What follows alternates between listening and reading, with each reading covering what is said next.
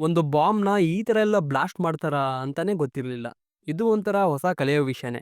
ಆಮೇಲೆ ನಾನು ಥಂಬ್‌ನೇಲಲ್ಲಿ ಹಾಕಿರೋದು ಮರ್ಯಾದೆ ಹೋಯ್ತಪ್ಪ ಅಂತ. ಯಾಕಂದ್ರೆ, ನಾನು ಮನೆಯಲ್ಲಿ ಎಲ್ಲರಿಗೂ ಕೂರ್ಸ್ಕೊಂಡು ಟಾಕ್ಸಿಕ್ ಟೀಸರ್ ಬಿಡ್ತಿದ್ದಾರೆ ನೋಡೋಣ, ನೋಡೋಣ ಅಂತ ಸೌಂಡ್ ಹಾಕೊಂಡು ಕೂತ್ಕೊಂಡಿದ್ದೆ.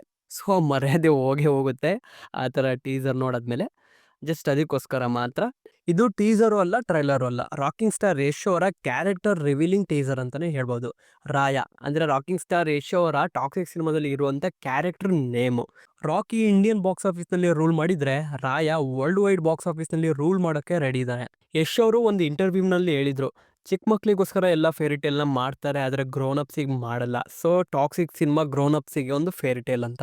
ನಾವು ಟೀಸರ್ ನೋಡಿದಾಗ ಅಂದ್ರೆ ಸ್ಟಾರ್ಟಿಂಗ್ ಬಿಟ್ಟಿದ್ರಲ್ಲ, ಆ ಟೀಸರ್ ನೋಡಿ ಅಷ್ಟು ಐಡಿಯಾ ಇರಲಿಲ್ಲ ಅದ್ರ ಬಗ್ಗೆ.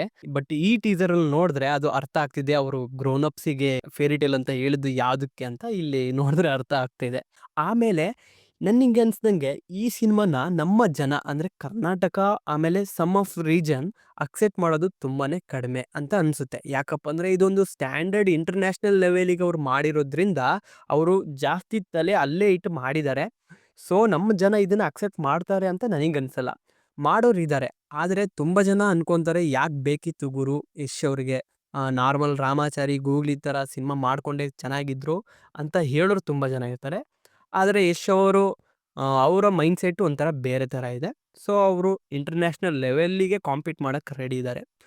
Actually toxic cinema international standards ಪ್ರಕಾರ ಮಾಡಿರೋದ್ರಿಂದ ನಾವು ಇಂಟರ್ನ್ಯಾಷನಲ್ ಸ್ಟಫ್ಸ್‌ನೇ ನೋಡ್ಬೋದು. ಅದಕ್ಕೋಸ್ಕರ ಟೀಸರ್‌ನಲ್ಲಿ ಕೆಲವೊಂದು ಪೋರ್ಷನ್ ಕೂಡ ಅದನ್ನ ತೋರಿಸಿ ನಮಗೆ ಅದನ್ನ ತಲೆಯಲ್ಲಿ ಆಲ್ರೆಡಿ ಫೀಡ್ ಮಾಡಿದ್ದಾರೆ. ಆಮೇಲೆ ರಾಕಿಂಗ್ ಸ್ಟಾರ್ ಯಶ್ ಅವರ ಕ್ಯಾರೆಕ್ಟರು ನಿಜವಾಗ್ಲೂ ಅಲ್ಟಿಮೇಟ್ ಆಗಿದೆ. ರಾಕಿ ಬಾಯ್‌ನೇ ಒಂದು ಕ್ಯಾರೆಕ್ಟರ್ ಥರ ಇದ್ದರೆ, ರಾಯ ಕ್ಯಾರೆಕ್ಟ್ರೇ ನೆಕ್ಸ್ಟ್ ಲೆವೆಲ್ಲು. ನಾವು KGF ಅಲ್ಲಿ ಒಂದು ಸೀನ್ ನೋಡ್ತೀವಿ. ಯಾವುದಪ್ಪ ಅಂದರೆ ಇವ್ನು ಗ್ಯಾಂಗ್ಸ್ಟರ್ ಅಲ್ಲ ಮಾನ್ಸ್ಟರ್ ಅನ್ನೋ ಥರ.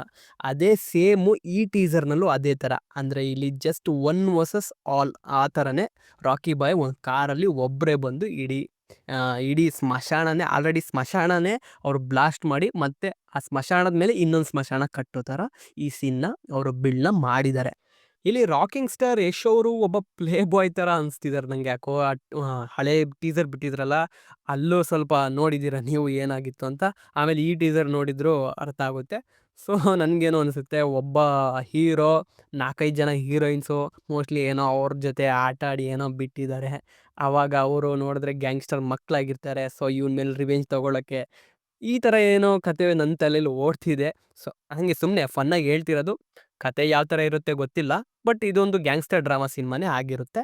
ಸಿನಿಮಾ ಯಾವ ಥರ ಇರುತ್ತೆ ನೋಡೋಣ. ಆದರೆ ಟಾಕ್ಸಿಕ್ ಸಿನಿಮಾ 2 ಪಾರ್ಟಲ್ಲಿ ಬರೋದಂತೂ ಗ್ಯಾರಂಟಿ ಅಂತ ನನಗನ್ಸುತ್ತೆ. ಅವರು ಇಷ್ಟೊಂದು ಟೈಮು ಆಮೇಲೆ ಇಷ್ಟೊಂದು ಎಫರ್ಟ್ಸ್ ಹಾಕಿ ಮಾಡಿರೋ ಸಿನಿಮಾ 2 ಪಾರ್ಟಲ್ಲಂತೂ ಬಂದೇ ಬರುತ್ತೆ ಅಂತ ನನಗನ್ಸುತ್ತೆ.